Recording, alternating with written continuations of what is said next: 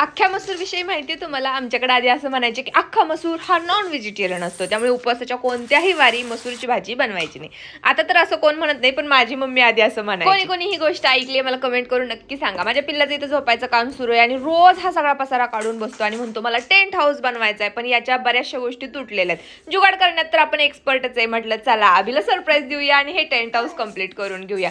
माझं पिल्लू आलं, मला त्याची रिॲक्शन कॅप्चर करायची होती, पण त्याने काही तशी दिली नाही. आता 4 दिवस खेळण आणि त्यानंतर देऊन टाकायचं अन्वीला. या कुंड्या तर बघायला खूप भारी वाटतात, पण हे स्ट्रगल याच्या मागे खूप मोठे. रोज पाणी घालणं तर मला होत नाही, पण 3-4 दिवसातून एकदा तरी असं त्याला पाणी घालावं लागतं. पण ना ही फुलं खूप सुंदर आहेत. 4 दिवस तरी अशीच्या अशी राहतात. सूर्य उगवला की उगवतात आणि त्यानंतर ती सुद्धा कोमेजून बसतात. आता जोपर्यंत हा केक आहे तोपर्यंत यांचं माझ्या मागे सारखं असं राहणार आहे. आणि संध्याकाळच्या टायमिंगला म्हटलं चला आता मसूरची भाजी बनवायला घेऊया. 3 ते 4 तासात मसूर एकदम व्यवस्थित भिजलाय. त्याला नंतर कुकरमध्ये मी शिजायला घालून दिला. तोपर्यंत बाकीची तयारी करून घेतली. लसूण सोलला, कांदा चिरून घेतला, त्यानंतर टोमॅटो चिरला.